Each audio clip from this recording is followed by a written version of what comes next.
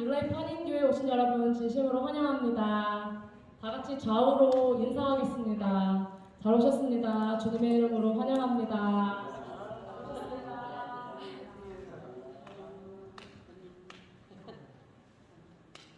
하나님이여, 주는 나의 하나님이시라. 내가 간절히 주를 찾되 물이 없어 마르고 황폐한 땅에서 내 영혼이 주를 갈망하며 내 육체가 주를 앙모하나이다. 아멘. 이 시간 우리의 마음을 주님 아버지 앞에 드리며 주님께서 허락하실 은혜를 생각하며 기대하며 같이 찬양하시겠습니다.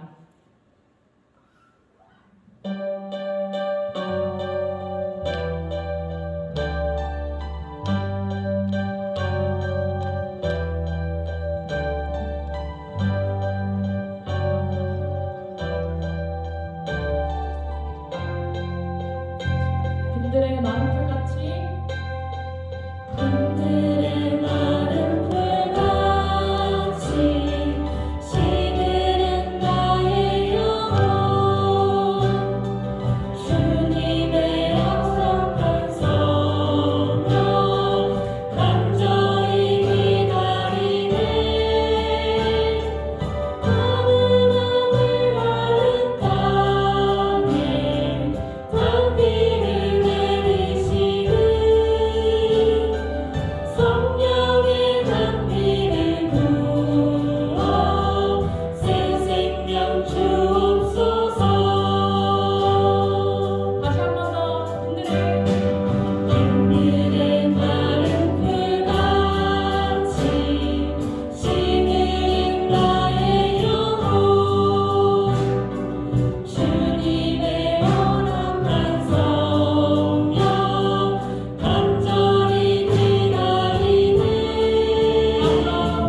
가물어 메마른 땅에 단비를 내리시는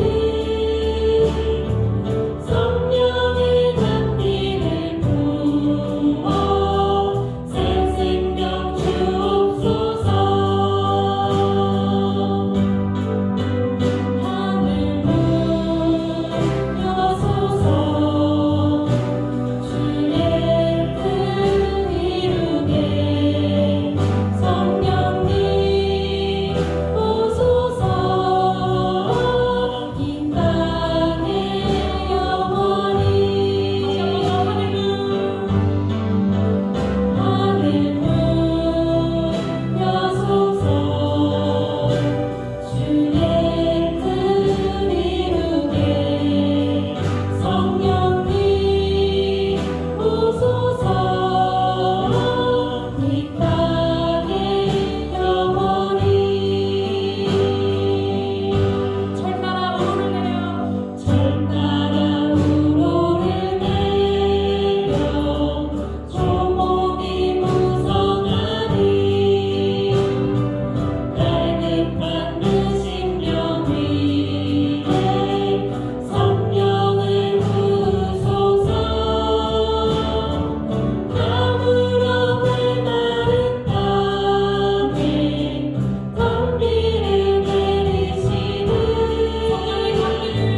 성령의 단비를 부어 새 생명 주옵소서. 하늘 문 여소서 하늘 문 여소서 주의 뜻 이루게 성령님 오소서. 이 땅에 영원히 하늘 문 여소서 주의 뜻 이루게 성령님 오소서. 이 땅에 영원히 아멘. 다 같이 사도신경 하심으로 신앙 고백하겠습니다.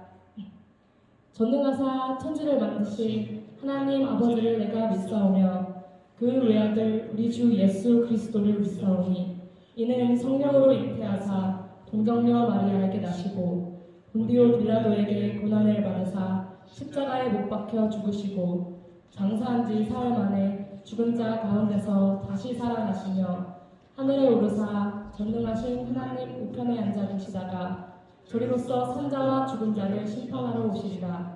성령을 믿사오며 거룩한 공예와 성도가 서로 교통하는 것과 죄를 사하여 주시는 것과 몸이 다시 사는 것과 영원히 사는 것을 믿사옵나이다. 아멘.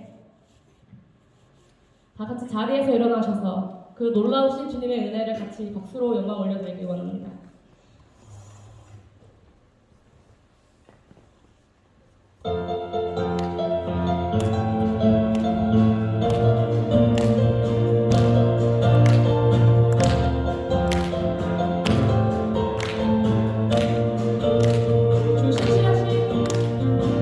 주 신실하심 놀라워 죄인의 마음 든든해 자비의 물가로 인도하시니 그 무엇도 끊지 못해 주여 기억하소서. 주여 기억하소서. 주께서 자녀는 신실한 주님의 약속 주님의 은혜 내게 넘치네 나를 가는 주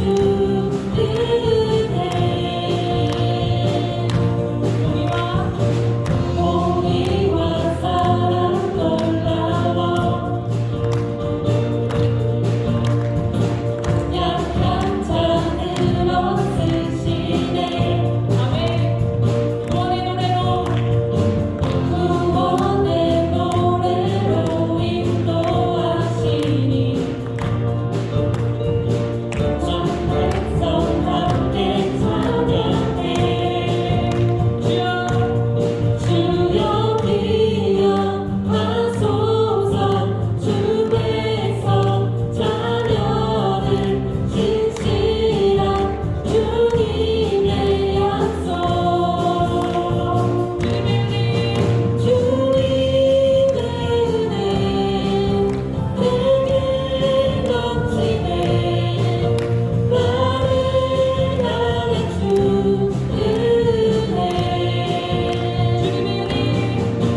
주님의 은혜 내게 넘치네 나를 가는 주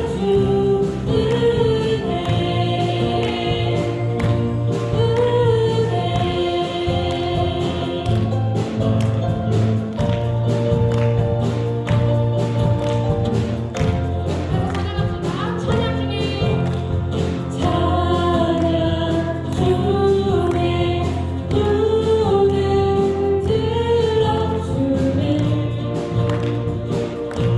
주를 보내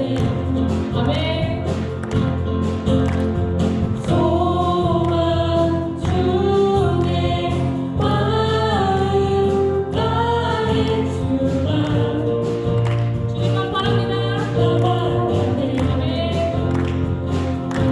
주님을 보내 나에게 힘주시네 주님만의 모든 두려움 사라져 호산나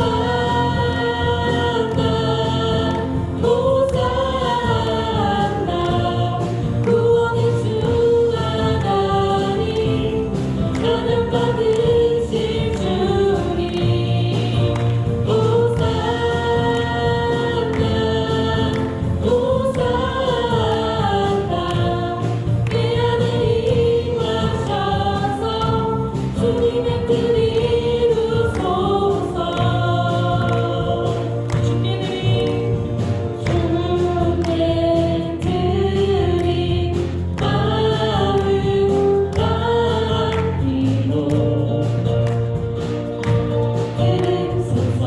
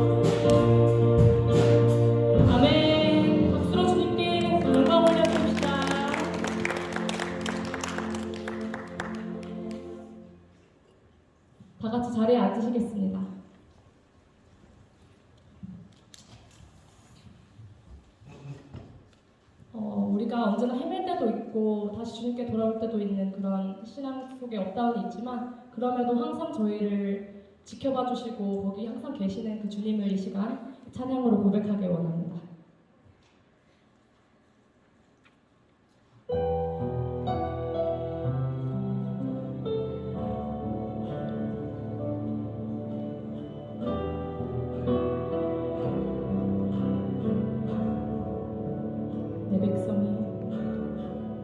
내 백성이 나를 떠나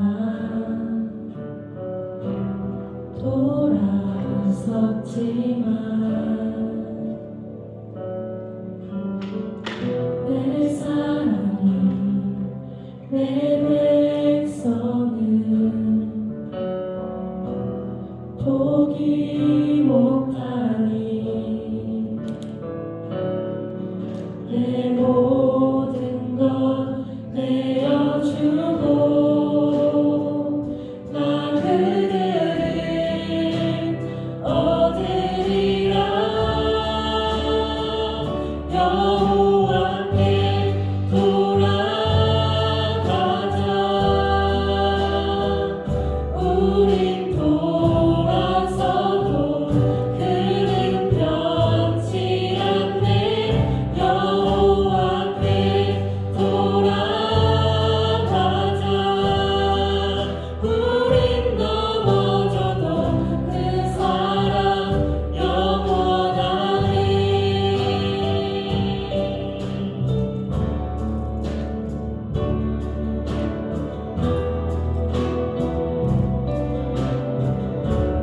다시 한번 내 백성이 내 백성이 나를 떠나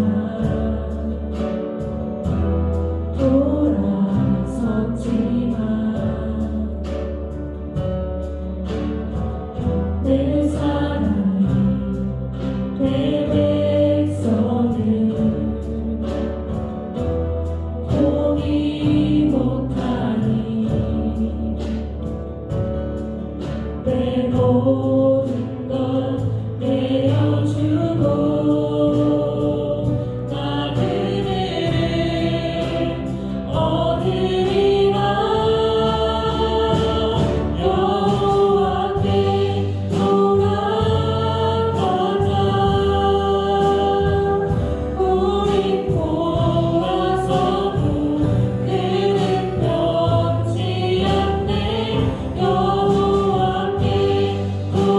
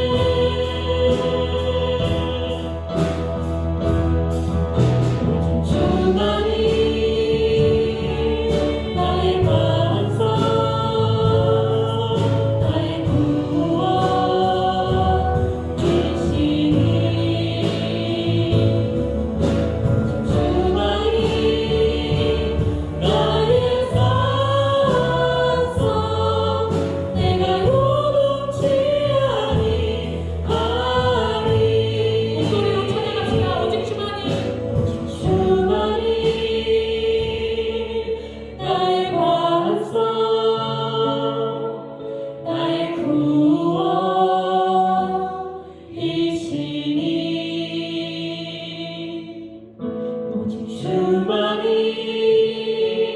나의 산성 내가 요동치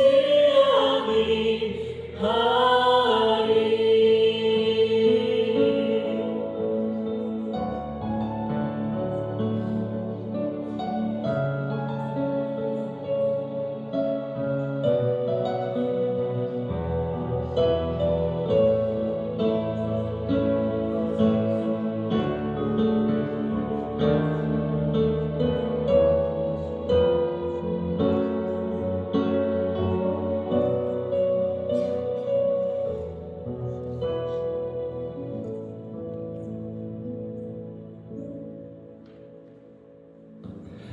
사랑의 하나님, 하늘을 바라보며 아무런 희망이 없어 인생의 의미를 내가 가지고 있는 것, 내 자식의 출세나 내가 가진 권력이 어떠한가로밖에 평가할 게 없던 지극히 하찮은 존재였던 저희였음을 고백합니다.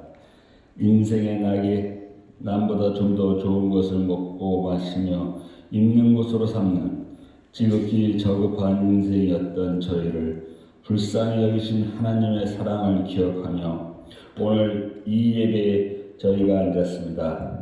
저희에게 당신의 자녀라는 특권을 주시고 삶의 가치를 세상 것에서 찾던 저희에게 의미 있고 변하지 않는 하늘의 것을 바라보게 하신 하나님의 은혜를 감사드립니다. 주의 크신 사랑을 힘입어 성도된 저희가 성도됨의 고귀한 가치를 잊지 않고 서로를 사랑하며 존귀히 여기는 성도의 교제를 소홀히 여기지 않도록 항상 깨우쳐 주시길 소원합니다. 이 땅을 살아갈 때 서로가 하나님의 엄청난 은혜를 입은 귀한 존재임을 기억하게 하시어 서로를 존중하며 이해하고 사랑해야 함을 잊지 않게 하여 주시길 기도드립니다. 이 세상 그 어떤 이웃보다도 나와 함께 하나님의 사랑을 입은 성도들이 귀함을 매 순간 기억하는 저희가 될 수 있도록 도와주시길 바랍니다. 하나님 아버지, 당신께서 저희에게 주신 자녀는 우리의 꿈이며 비전이면서도 나를 성숙시켜줄 귀한 존재임을 잊지 않게 하여 주시길 간구드립니다. 자녀의 바른 성숙과 성취가 우리에게 기쁨과 위로를 주지만 자녀의 부족함을 마주하면서 내가 어떤 부모가 되어야 할지를 깨닫는 좋은 계기임을 잊지 않게 도와주시길 바랍니다. 자녀에 대한 가르침과 양육이 나의 성숙함을 드러내는 도구가 아니라 부모된 자의 성숙의 과정임을 잊지 않게 인도하여 주시길 간구드립니다. 부모된 저희로 어떻게 자녀들을 주의 백성으로 양육하며 인도할까 고민하게 하시며 그 길을 못 찾아 헤매일 때 주의 인도를 기다리며 주님 주시는 지혜를 얻어 자녀들을 주의 백성답게 인도할 수 있도록 도와주시길 소원합니다. 저희 또한 이런 과정들을 통해 주의 백성답게 성숙할 수 있도록 주께서 함께하여 주시길 바랍니다. 오늘 주의 사랑을 입은 성도들이 이 예배에 앉았습니다. 하나님께서 이 예배 가운데 함께하시며 이 예배를 통해 하나님께 영광이 돌려지길 소망합니다. 주의 종이 주신 말씀을 갖고 자리에 섰습니다. 성령 하나님께서 도우시고 당신께서 저희에게 하시고 싶은 말씀들을 대언할 수 있도록 역사하여 주시길 소원합니다. 주의 말씀을 통해 저희의 오랜 죄된 습성이 깨어지고 부서지어 하나님 앞에 정금같이 설 수 있는 성도들이 되길 기도드립니다. 오늘도 주께서 인도하시길 소원하며 예수님의 이름으로 기도드립니다. 아멘.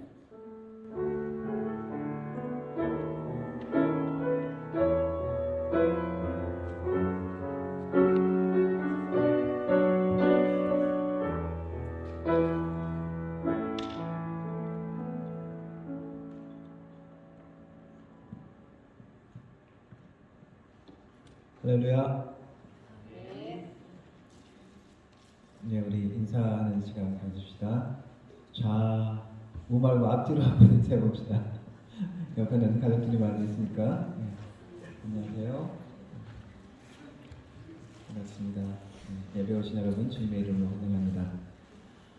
네, 지난주에는 제가 우리 교단 모임 클래스 미팅이라고, 우리는 여기 CRC에서는 노회라는 단어 대신 클래스라고 얘기를 합니다. 좀 영어에서도 좀 낯선 단어인데, 저희 이 아보츠 코드 서리 지역에 있는 노회하고 클래스하고 저기 밴쿠버 그리고 저기 북쪽 여기 빅토리아까지 그쪽 노회하고 같이 모임이 있었습니다. 저희 노회에서 여러 가지 일들을 하는데 그 중에 몇 가지 사역들은 이 밴쿠버 지역에 선언 선교가 있습니다. 밴쿠버 지역에 여러 나라에서 세계 각지에서 그 배들이 오는데 그 선원들한테 복음 전하는 그 사역도 저희 교단에서 전적으로 지원하는 사역이 있고요. 그리고 또 UBC 오카나 캠퍼스에 또 저희 교단에서 파견한 채플린이 있습니다. 그래서 세계 각지에서 오는 학생들 그리고 여러 지역에서 오는 학생들에게 또 복음 전하고 또 믿음으로 또 공동체 세워서 그렇게 사역하는 분들이 있습니다. 여러 가지 그런 우리 교단의 사역들 여러분들 있다는 거 기억하시고 또 함께 저희가 또 기도하고 또 협력하면 좋을 것 같습니다. 올해 처음으로 저희도 저희 교단에서 저희 교회 분담금을 조금 냈습니다. 큰 돈은 아니지만 그렇게 우리가 참여하는 것들 기억하시고 또 함께 힘써주시면 좋을 것 같습니다. 김수진 권사님 한국 방문하셨고요. 방문 중이시고요. 모임 안내 참고하시기 바랍니다. 이제 가을인 것 같습니다. 옷차림들도 많이 다 변하셨고요. 한 해를 마무리하면서 우리 하나님 앞에 우리 드려질 것들도 우리가 우리 마음도 정리하면서 또 감사하는 시간들이 되시기를 바랍니다. 드리는 위해서 기도하겠습니다.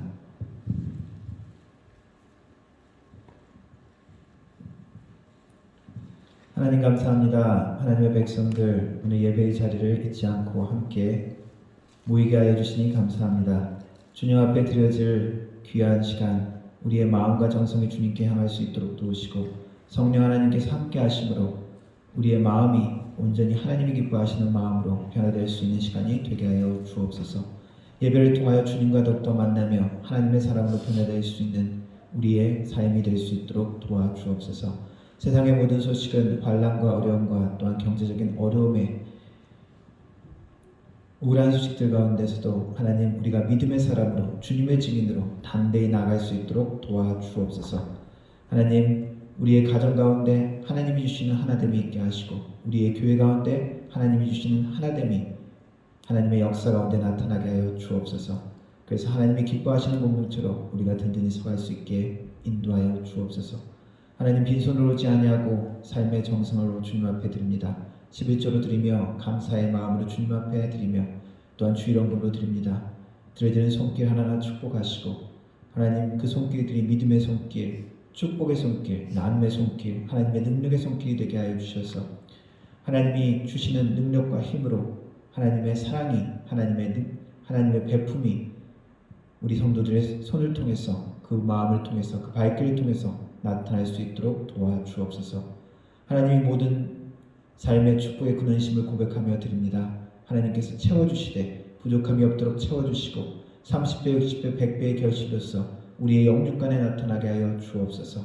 하나님이 기뻐하시는 가정, 하나님이 기뻐하시는 사업들로 주님께 영광되게 하여 주옵소서.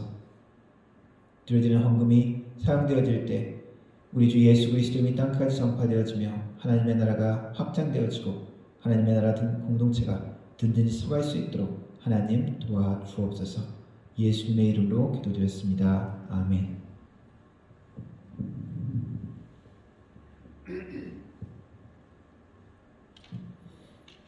함께 하나님 말씀 읽도록 하겠습니다. 함께 일어나서 호세아 6장 말씀 읽도록 하겠습니다.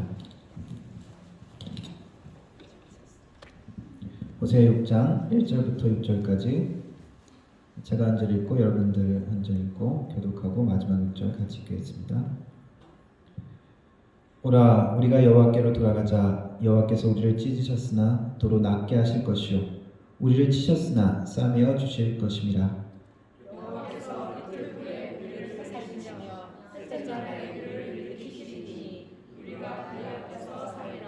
그러므로 우리가 여호와를 알자. 힘써 여호와를 알자. 그의 나타나심은 새벽빛같이 어김없나니 비와 같이 땅을 적시는 늦은 비와 같이 우리에게 임하시리라 하니라.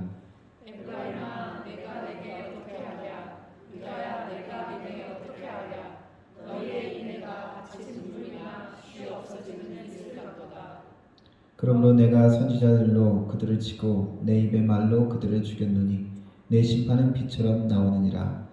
나는 인애를 원하고 제사를 원하지 아니하며 번제보다 하나님을 아는 것을 원하노라. 아멘. 예, 앉아주시기 바랍니다. 예, 영어로 한번 읽어보겠습니다. Come, let us return to the Lord. He has torn us to pieces, but He will heal us. He has injured us, but He will bind up our wounds. After 2 days, He will revive us. On the third day, He will restore us, that we may live in His presence. Let us acknowledge the Lord. Let us press on to acknowledge Him.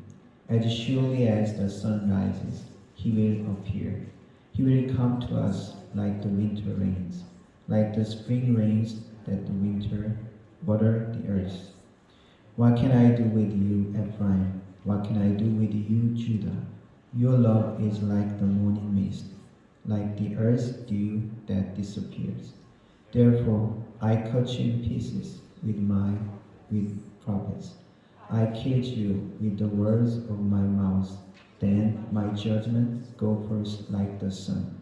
For I desire mercy, not sacrifice, and acknowledgement of God rather than burnt offerings. 아멘.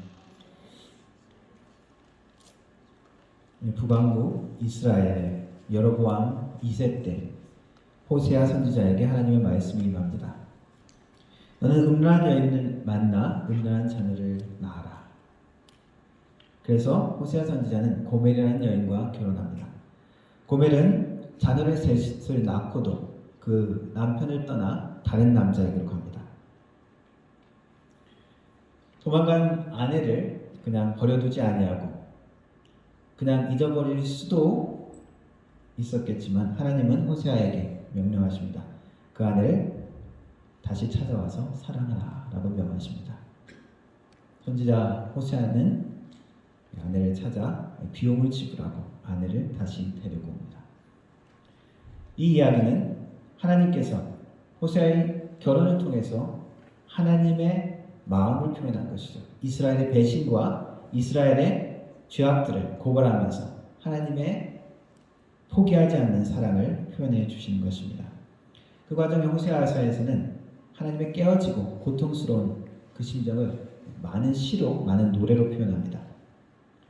하나님을 배반하고 우상을 향했던 북이스라엘, 또한 도덕적으로 부패하고 불의하고 악행이 가득했던 이스라엘의 그 모습을 영적인 간음하는 모습으로 하나님께서 고발하시는 것입니다. 이스라엘의 남편 되시는 하나님으로 묘사하면서 하나님은 음란한 이스라엘을 말씀하시는 것입니다. 우리가 사랑한 만큼 한편으로 그 사랑에 대한 배신, 사랑에 대한 실망은 더 극심할 것입니다. 아마도 호세아가 이 아내 고멜의 소식을 들었을 때 어떠했을까요? 한편으로는 분노했을 것이고 한편으로는 모든 것이 무너지는 그러한 마음을 가졌을 것 같습니다. 사랑한 만큼, 내가 마음을 준 만큼 더 고통스러운 것이죠. 호세아서의 말씀은 우리가 지난번에 본 1장부터 한 3장까지는 호세아의 가정에 대한 이야기를 통해서 하나님의 마음을 전달합니다. 그리고 그 3장 마지막 부분에 하나님께서 그러나 회복시키실 것을 약속하죠. 잠시 제가 읽어드리겠습니다.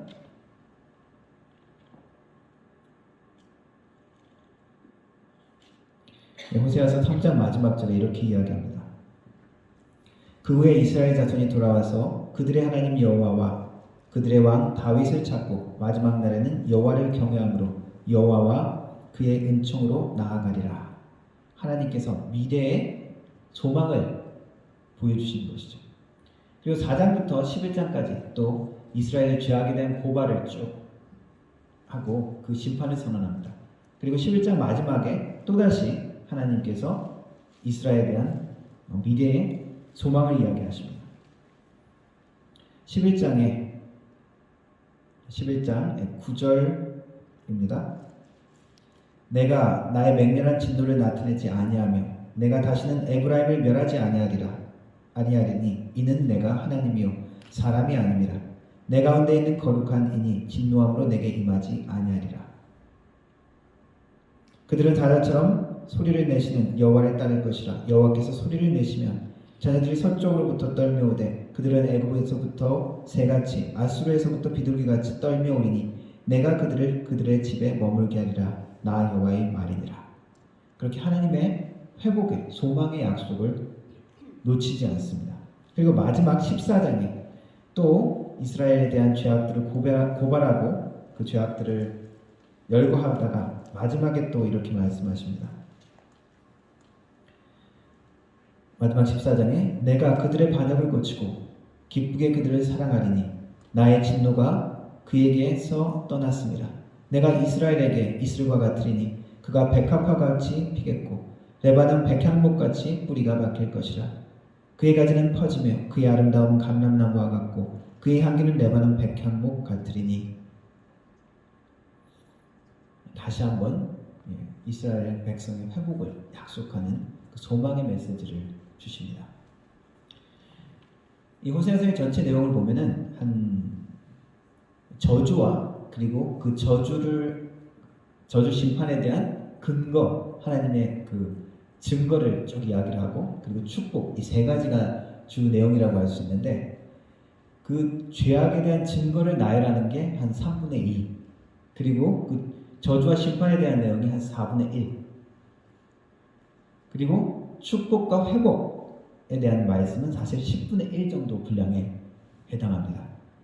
이렇게 저주와 축복, 이런 비유가 이렇게 차이가 나는 것은 그 당시에 이 호세아가 이 말씀을 전하는 이스라엘 상태가 심판과 저주가 지금 당연히 마땅한 상태라는 것을 증거하는 것이죠. 그것을, 그리고 그 심판이 임박했다는 것을 강하게 이야기하는 것이기도 합니다. 실제 호세아가 하나님의 말씀을 전한 이후 30년이 지난 시점에 북왕국 이스라엘은 아시리아 제국에게 완전히 멸망당합니다. 주전 732년 사마리아 성이 함락되어지고 북이스라엘은 흩어집니다. 오늘 읽은 말씀은 6장 말씀이죠. 그 4장부터 10장 그 두 번째 이스라엘 죄악에 대한 고발 그리고 하나님의 심판의 선언 가운데 있는 말씀입니다. 6장 1절부터 3절까지는 특별히 회개에 대한 촉구의 말씀입니다. 죄스러운 죄 가운데 그 고집 가운데 들어간 그 이스라엘에 대한 애가 그리고 하나님의 고발, 고소 그 중간에 나온 내용이라는 것이죠. 이 부분을 이스라엘 지도자들의 거짓된 회개의 부분이라고 해석하는 사람들도 있습니다. 하지만 우리가 상황을 쭉 보면은 말씀을 보면은 이스라엘 지도자들의 거짓된 회개라기보다는 호세아 선지자의 회개에 대한 촉구라고 볼 수 있습니다. 그 회개에 대한 촉구 이후에 이스라엘이 즉각적인 회개나 만족스러운 그런 하나님께 돌아옴이 있지는 않았지만 여전히 1절부터 3절까지 이 부분은 이스라엘 상황에 대한 정확한 그런 진단이 나오고 있고 그리고 올바른 회개의 방향을 제시해주고 있습니다. 이스라엘 문제가 무엇인지 분명하게 보여주고 이스라엘이 회복하기 위한 그러한 방법을 분명하게 보여줍니다. 중요한 것은 무엇이라고 이야기합니까? 여호와를 아는 것이다 라고 이야기합니다. 4장 6절에는 이런 말씀으로 표현하고 있습니다. 내 백성이 지식이 없음으로 망하는도다. 내가 지식을 버렸으니 나도 너를 버려 내 제사장이 되지 못하게 할 것이요 내가 내 하나님의 율법을 잊었으니 나도 내 자녀를 잊어버리리라. 여호와를 아는 지식이 없어서 망한다라고 표현하고 있습니다. 하나님을 아는 것, 그것이 모든 문제의 시작이고 본질이라는 것이죠. 하나님을 알지 못하는 것이 심판과 멸망의 시작이라는 것입니다. 안다라는 단어는 여기 NIV에서는 acknowledge라고 표현하죠. 인정한다라고 표현했는데 원래 히브리어 원어에서는 히브리어 말로 야다라는 단어입니다. 이것은 그냥 지식적인 알미 아니라 친밀한 관계로서의 알을 이야기합니다. 창세기에 보면은 아담이 하와를 알고 하와가 임신하여 가인을 낳았다라는 표현이 있습니다. 현대 번역에서는 동침하다라고 이제 또 바꾸기도 하는데 무슨 이야기냐면은 알다라는 표현은 그만큼 친밀하다는 것입니다. 하나님을 안다라는 것은 우리가 하나님을 그냥 머리 지식으로만 배우는 것이 아니라 내 삶으로 만나고 교제하고 함께 한다는 의미입니다. 성경 묵상하는 교재 중에 매일 성경 묵상에 보면은 오늘 말씀의 본문은 무슨 의미입니까? 그리고 또 하나 질문을 찾는 것이 본문에 나타난 하나님은 어떤 하나님입니까? 하나님이 어떠한 분이신지 아는 것은 우리가 신앙인으로서 사는데 아주 중요하다는 것입니다. 어떠한 지식은 우리의 삶에 아주 큰 영향력과 힘을 발휘합니다. 아주 중요한 수단이 될 수 있다는 것이죠. 제가 대학교 입학하자마자 선배가 그런 얘기를 하더라고요. 야, 현대시대에는 세 가지를 꼭 잘 알아야 된단다.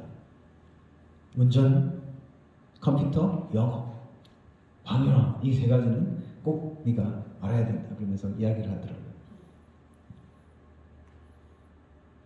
어떠한 지식과 어떠한 알은 그냥 단순히 그냥 머릿속에 그것으로 끝나지 아니하고 더 나은 것을, 더 중요한 것을, 더 큰 영향력을 일으키죠.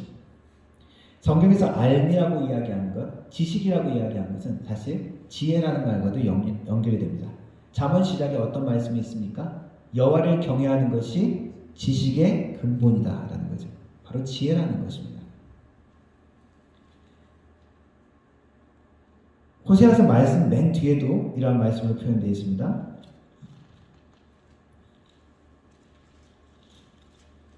호세아서 14장 맨 마지막 9절 말씀인데 이렇게 나와 있습니다. 누가 지혜가 있어 이런 일을 깨달으며 누가 총명이 있어 이런 일을 알겠느냐.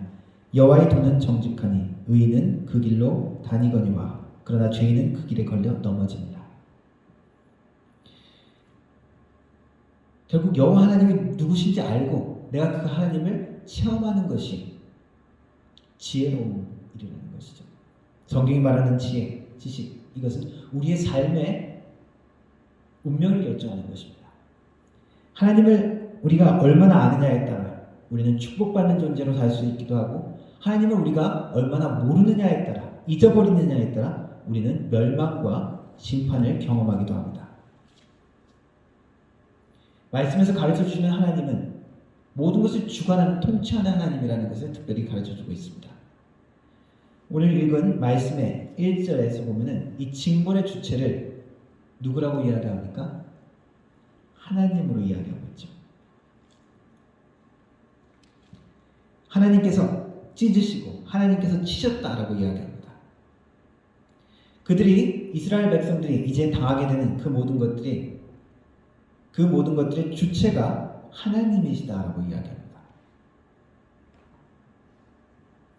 결과적으로 그 상황에 대한 해결책도 그렇다면 하나님인 것입니다. 하나님께 돌아가는 것이죠. 호세아서에 많이 나오는 중심 주제어 중에 하나가 바로 돌아가는 겁니다. 어디로 돌아가느냐? 애굽으로 돌아가는 것이 아니라 하나님께 돌아가는 것입니다. 5장에는 여호와 하나님을 사자로 묘사하고 있습니다. 사냥감이 움켜쥐고 찢어버리는 아주 무시무시한 두려운 그런 포식자, 사자의 모습입니다. 5장 12절부터 14절 이렇게 나와 있습니다. 그러므로 내가 에브라임에게는 종 같으며 유다 족속에게는 썩인 것 같도다. 에브라임이 자기의 병을 깨달으며 유다가 자기의 상처를 깨달았고 에브라임은 아수르로 가서 야렙 왕에게 사람을 보내었으나 그가 능히 너희를 고치지 못하겠고 너희 상처를 낫게 하지 못하리라. 내가 에브라임에게는 사자 같고 유다 족속에게는 젊은 사자 같으니 바로 내가 움켜갈지라. 내가 탈취하여 갈지라도 건져낼 자가 없으리라. 심판과 모든 일들의 주체는 하나님이시라는 것을 이야기하고 있습니다.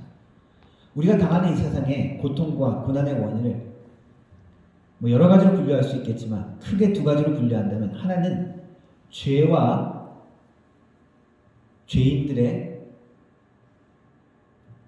악행 때문입니다. 그것은 나의 죄일 수도 있고 다른 사람의 죄일 수도 있고 그것 때문에 고난을 받는 것이죠. 또 하나는 애매한 고난이라고 했었죠. 바로 욥의 고난과 같은 것입니다. 그런데 죄인들이 당하는 죄악으로 인해서 나는 이 고난은 하나님께서 그것에 대한 심판을 하신다고 표현하기도 하지만 한편으로 보면은 이것은 죄에 대한 당연한 결과입니다. 악이 무엇이냐? 하나님은 왜 이 세상을 창조하시면서 악의 존재를 허락하셨느냐?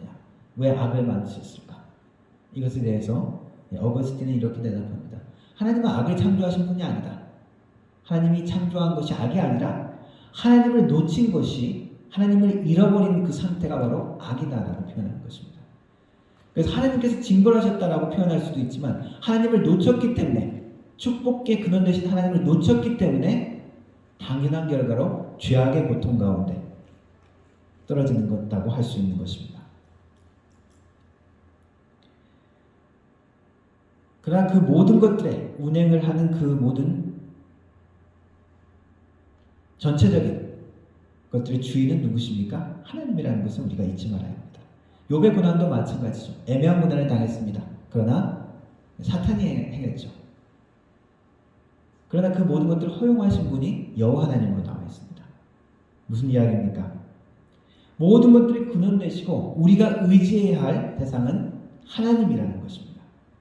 그래서 우리가 고난의 상황 가운데서도 하나님을 반드시 찾아야 된다는 것입니다.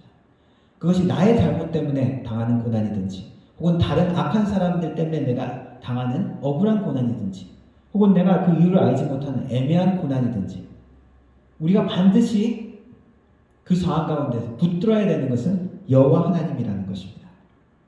이스라엘 상황은 특별히 자신들의 죄악 때문에 그러한 상황을 맞이했습니다. 그 상황 가운데 하나님은 심판으로 그리고 징벌로 하나님이 약속했던 저주로 그렇게 만나십니다. 이것은 그냥 지금 이 상황에서 갑자기 하나님께서 행하신 것이 아니라 처음에 이스라엘 백성을 하나님의 백성으로 삼으셨을 때 시내산에서 율법을 주셨을 때 하신 그것에 대한 하나님의 성실하신 행하심입니다. 그러나 하나님께서 하나님의 축복을 놓친 그들을 벌 주시는, 말하자면 저주 가운데 있는 그들을 그냥 뒷짐지고 가만히 보시는 것이 아니라 하나님도 고통하신다는 것입니다. 오늘 읽은 말씀 4절 어떻게 이야기합니까? 에브라임아 내가 내게 어떻게 하랴? 유다야 내가 내게 어떻게 하랴? 반복적으로 외치시죠. 내가 어떻게 해야 되냐? 내가 어떻게 해야 되냐? 하나님도 고통스럽다는 것입니다. 심판 가운데 있는 하나님의 저주에 놓일 수밖에 없는 그들의 상황 가운데 내가 너희들을 어쩌면 좋겠냐? 하나님은 반복적으로 외치십니다. 하나님이 좋은 것으로 주셨을 때 하나님께 감사하지 아니하고 교만하며 하나님이 또한 어려움을 보내셨을 때도 하나님을 찾지 않는 다른 것에 도움을 구하는 하나님이 이렇게도 행하시고 저렇게도 행하시지만 그 모든 것들이 하나님의 모든 그런 방법들이 소용없는 것처럼 느껴질 때 내가 너희들을 어찌하면 좋겠느냐.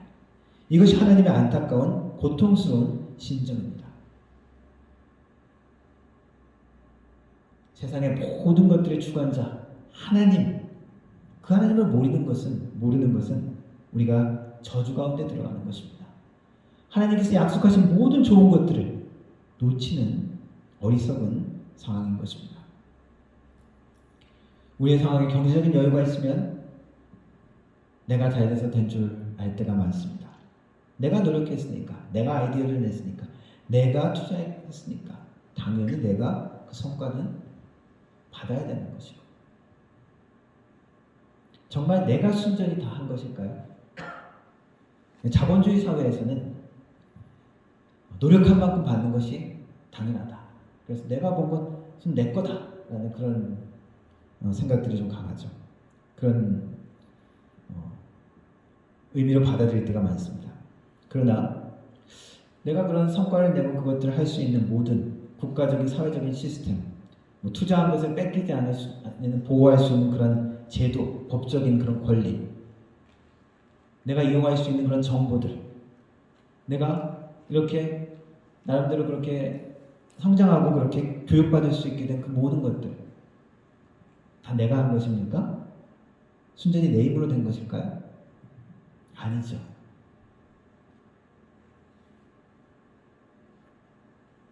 우리는 이 모든 것들의 주관자는 하나님인 것을 잊지 말아야 합니다. 믿지 않는 사람들이라면 내가 아니라 국가적인 사회적인 시스템, 말하자면 우리 조상들의 노력, 그렇게 이야기할 수 있겠지만 우리들은 무엇을 구해야 됩니까? 하나님이시죠. 만물의 근원이신 하나님, 축복의 근원이신 하나님, 그것을 우리가 잊지 말고 살 때 우리는 겸손할 수 있습니다. 하나님이 주신 축복을 겸손하게 누릴 수 있고, 그 하나님이 주신 축복 가운데 내가 나누고 베풀 수 있는 것을 배울 수 있게 되어집니다. 그러기에 또한 심판의 상황 가운데서도 다른 해결책을 의지하지 않고 하나님께 간구하며 우리는 하나님을 찾아야 합니다. 다른 나를 구원할 것 같은 다른 해결책, 돈, 사람, 세상의 수단, 방법이 아니라 하나님을 의지해야 된다는 것입니다. 그러기에 하나님을 아는 지식은 우리의 축복과 저주를 결정하는 아주 중요한 것입니다. 하나님은 우리의 주인 되십니다. 우리가 경험하는 축복과 또한 어려움, 저주 같은 그런 모든 상황들 가운데 우리는 하나님의 손길을 발견해야 합니다. 깨달아야 됩니다. 하나님이 주신 것이 축복이구나. 하나님이 공급하신 것이구나. 그렇다면 내가 이것으로 무엇을 해야 할 것인가? 하나님이 주신 고통이구나. 하나님이 허락하신 환난이구나. 그럼 이곳에서 하나님이 내게 원하시는 것은 무엇일까?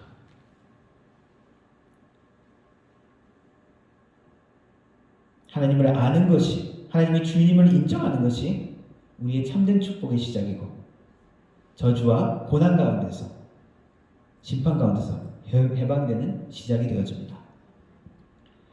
말씀에서 가르쳐 주시는 또한 하나님은 변치 않는 하나님을 우리에게 가르쳐 주십니다. 우리는 신실하지 못해도 하나님은 여전히 신실하신 분이십니다. 사람들은 되게 상대적입니다. 내가 배반하면, 상대방이 배반하면 나도 돌아보기 싫죠. 나도 그래? 네가 날 싫어하면, 네가 날 배반하면 그래 나도 너 안 볼 거야. 그것이 우리의 당연한 반응이기도 합니다. 그러나 하나님은 그러한 하나님이 아니십니다. 하나님은 사람이 아니시기 때문입니다. 오늘 말씀에 힘써 여호와를 알자, 새벽빛같이 그런 오시는 하나님, 땅을 적시는 비같이 오시는 하나님. 무슨 말씀이냐? 분명히 새벽이 되면은 분명히 해가 뜨는 것처럼 시기가 되면은 여름의 비와 겨울의 비로서 그렇게 회복시켜 주시는 주님처럼 하나님은 분명히 생명과 회복을 주시는 분이라는 겁니다. 그런데 우리 인간의 모습들은 어떻게 묘사합니까? 오늘 말씀 보니까 4절 말씀 보니까 너희의 인애가 아침 구름이나 쉬어 없어지는 이슬 같도다. 이스라엘의 모습을 하나님께서 죄악된 모습을 지적하면서 하시는 말씀입니다. 너희들의 모습은, 너희들의 신실함은 아침 구름, 금방 사라진다는 것이죠. 아침 이슬, 해가 지면 금방 말라버립니다. 너희들의 헌신과 다짐은 너무 빨리 변하고 너희들은 너무 쉽게 배신한다는 것입니다. 그러므로 선지자를 통한 심판과 저주 그리고 하나님은 빛처럼 임하실 것이라고 이야기합니다. 근데 이 백성들의 죄악을 지적하면서 인애가 없다라고 이야기를 하시죠. 6절 말씀에서도 나는 인애를 원하고 제사를 원하지 아니하며 번제보다 하나님을 아는 것을 원한다. 어떻게 보면은 이스라엘의 죄악은 하나님에 대한 죄악이기 때문에 어떤 우상 숭배에 대한 것이죠. 그런데 인애라는 단어를 썼습니다. 이것은 우리의 삶의 모습, 그냥 머리의 지식이 아니라 삶의 모습으로 적용할 수 있습니다. 말하자면 기도하고 교회 열심히 나오고 그러한 것이 제사라고 비유할 수 있다면 인애는 우리의 삶이라는 것입니다. 단순히 예배에 참석하고 단순히 기도하는 모습 그것을 넘어서 우리의 삶의 모습을 이야기하는 것입니다. 머리로만 아는 지식이 아니라 나의 삶으로 나타나는 것. 실제 사랑하고 실제 베풀고 실제 나누고 실제 사랑으로 오래 참는 것. 하나님을 아는 것은 그냥 머리로 아는 것이 아니라 하나님과 만나고 교제하는 것입니다. 하나님과 함께 지내는 것입니다. 하나님의 말씀을 묵상하고 하나님께 기도로 아뢰고 성령께서 주시는 그 음성 가운데 내가 나를 내려놓고 하나님과 교제하는 것이죠. 우리가 하나님을 안다라고 생각하는 사람들이 있습니다. 특별히 어떤 큰 기적이나 어떤 하나님의 큰 응답을 체험한 사람은 하나님은 이런 분이야 라고 그 하나님을 특정시킬 수가 있습니다. 그러나 우리가 아는 하나님은 무한하신 하나님입니다. 여전히 우리가 아는 지금 아는 것으로 우리는 주저앉으면 안 됩니다. 하나님을 우리는 날마다 더욱더 알아가야 합니다. 무한하신 하나님, 얼마나 좋으신 하나님이신지 우리가 날마다 여호와의 선하심을 맛보아 알기를 하나님은 원하십니다. 우리가 하나님을 알아가면 알아갈수록 우리는 하나님의 얼마나 우리에게 좋으신 분이신지 얼마나 우리에게 힘이 되시는 분인지 우리는 체험하고 만날 수 있게 될 것입니다. 하나님을 알아가는 것은 고통스러운 과정이 아닙니다. 놀라운 은혜와 기쁨의 과정입니다. 기도하면서 하나님의 응답을 우리가 체험하면서 하나님을 알아갑니다. 하나님이 얼마나 선하신 분이신지. 우리는 예배하면서 하나님의 선하심을 또한 발견하기도 합니다. 성경 말씀을 묵상할 때 하나님이 어떠한 분이신지 우리에게 알려주십니다. 특별히 예수 그리스도를 통해 하나님의 사랑이 얼마나 큰지를 우리에게 알려주시죠. 호세아서의 말씀은 하나님의 변치 않는 사랑을 이야기하고 신실한 하나님의 사랑을 또한 특별히 알려줍니다. 11장 8절에서 9절은 이렇게 이야기합니다. 에브라임이여 내가 어찌 너를 놓겠느냐 이스라엘이여 내가 어찌 너를 버리겠느냐 내가 어찌 너를 아드마같이 놓겠느냐 어찌 너를 스보임같이 두겠느냐 내 마음이 내 속에서 돌이키어 나의 긍휼이 온전히 부릴 듯 하도다. 내가 나의 맹렬한 진노를 나타내지 아니하며 내가 다시는 에브라임을 멸하지 아니하리니 이는 내가 하나님이요 사람이 아님이라. 내 가운데 있는 거룩한 이니 진노함으로 내게 임하지 아니하리라. 사람은 배신을 당하면 쉽게 그냥 잊어버리고 그냥 외면하고 버릴 수 있지만 하나님은 그렇지 않으시는 분이라는 말이죠. 에브라임아 내가 너를 어찌 놓겠느냐 내가 너를 어찌 버리겠느냐 아드마같이 스보임같이 어떻게 그렇게 놔두겠느냐. 이건 소돔과 고모라와 함께 멸망한 도시의 이름입니다. 내가 너희를 그렇게 너희들이 지금 멸망을 당하는 것 같고 저주를 받는 것 같지만 내가 너희를 그렇게 놔두는 그것이 나의 너희들을 향한 목적과 계획이 아니다라고 이야기합니다. 내 마음이 내 속에서 스스로 돌이켜서 내 마음에 긍휼이 부릴 듯 일고 있다. 이것이 하나님의 진심이라는 것입니다. 하나님이 주시는 징벌과 같은 저주와 같은 상황 가운데서 우리가 기억해야 될 것은 하나님의 마음입니다. 하나님이 어떤 분이신지 하나님이 오늘 이 말씀은 하나님 내부의 그 갈등과 그 고통함을 하나님이 스스로 씨름하시는 것을 보여주시는 것이죠. 하나님은 우리를 벌주심으로 기뻐하시는 분이 아닙니다. 우리를 어려운 가운데 환난과 고난에 놓아둠으로 기뻐하시는 분이 아니다. 그러나 그것을 허용하시는 이유는 무엇입니까? 타협하시지 않는 하나님, 죄악을 허용하시지 않는 하나님, 우리가 하나님의 거룩한 존재가 되기 원해서, 우리가 하나님의 영화로운 존재가 되기를 포기하지 않으시기 때문에 우리를 때로는 고난을 허락하시고, 때로는 별로 큰 잘못 아닌 것 같은데, 다른 사람은 그 잘못해서도 그냥 넘어가는 것 같은데 하나님이 심판과 같은 그러한 과정을 겪게 하십니다. 아니, 그냥 넘어가시면 안 됩니까? 사랑의 하나님인데, 좋은 하나님인데, 용서의 하나님인데 그냥 넘어가면 안 되나요? 꼭 심판해 주셔야 되나요? 꼭 저주를 하셔야 하나요? 왜 그렇습니까? 다윗에게서도 그렇게 하셨죠. 다윗의 죄악 가운데 나단 선지자가 나와서 지적을 했습니다. 하나님의 그리고 그 심판과 징벌을 이야기하시죠. 하나님이 용서하셨다라고 하지만은 다윗이 당해야 할 그러한 징벌의 이야기를 하십니다. 무엇입니까? 하나님이 그만큼 죄악을 싫어하신다는 것입니다. 하나님이 우리를 그만큼 거룩한 자로 살기를 원하신다는 것입니다. 우리를 고난 가운데, 우리를 징벌과 저주 가운데 놓아두셔도 하나님도 고통스러우신 거예요. 하지만 우리 하나님은 포기하지 않으십니다. 예수 그리스도를 십자가에 보내신 것처럼 하나님의 진심이 이것이라는 것입니다. 하나님의 신실하심이 이것이라는 것입니다. 너희들은 포기하기도 하고 너희들은 마음이 변하기도 하지만 나는 포기할 수 없어. 그렇기 때문에 예수 그리스도를 우리에게 보내주신 것입니다. 자신의 전부를 주시고 우리를 얻으신 것이죠. 우리가 힘써 여호와를 알아가야 합니다. 여호와 하나님께만 참된 축복과 모든 공급하심이 있습니다. 여호와 하나님만이 모든 것들을 주관자 되어 주십니다. 세상이 주관하는 것 같고 돈이 지배하는 것 같고 힘센 권력자들이 세상을 움직이는 것 같지만 그 모든 것들이 뒤에 역사하시는 참된 주관자, 우주의 주인 하나님이심을 우리는 다시 한번 고백해야 합니다. 그 하나님은 신실한 분이십니다. 우리는 변하여도 우리를 향한 하나님의 사랑은 변치 않으십니다. 내가 너희를 어찌 놓겠느냐, 내가 너희를 어찌 버리겠느냐. 그것이 여호와 하나님, 우리 하나님 아버지의 마음입니다. 우리의 모든 상황 가운데 여호와 하나님께로 돌아가서 우리 하나님을 만나며 하나님을 알아가는 하나님의 백성, 하나님의 교회 되기를 주님의 이름으로 축원합니다. 기도하겠습니다.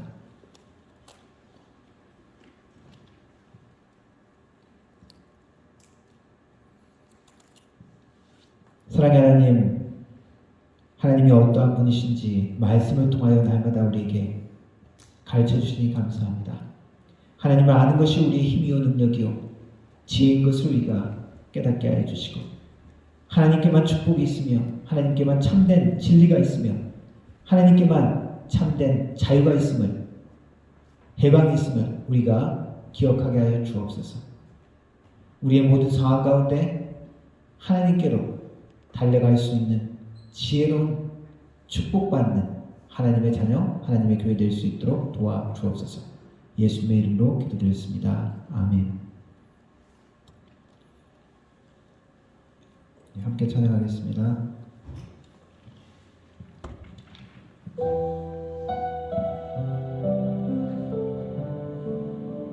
여호와께 돌아가자. 함께 찬양하겠습니다.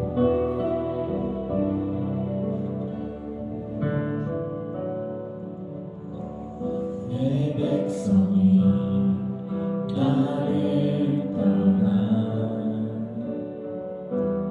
돌아섰지만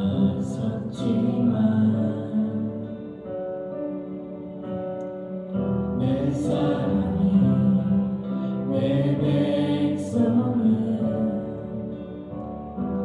포기 못하니 내 모든 것 내어주고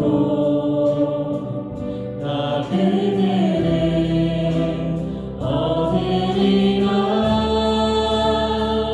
여호와께 돌아가자. 우리 돌아서고 그는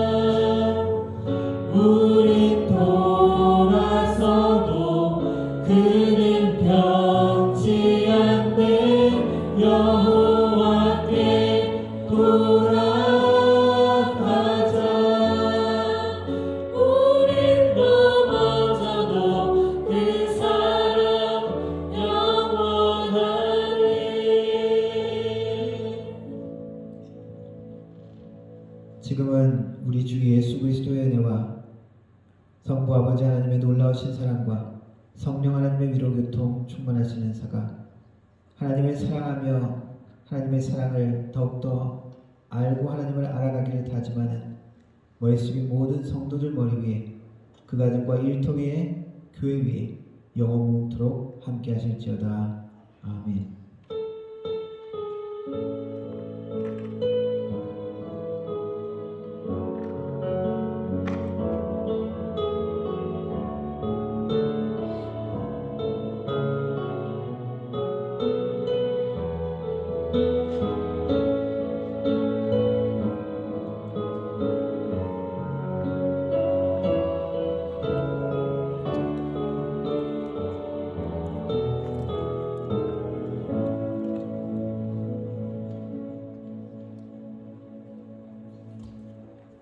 아멘. 예배를 마쳤습니다. 한 주간도 승리하는 한 주 되세요.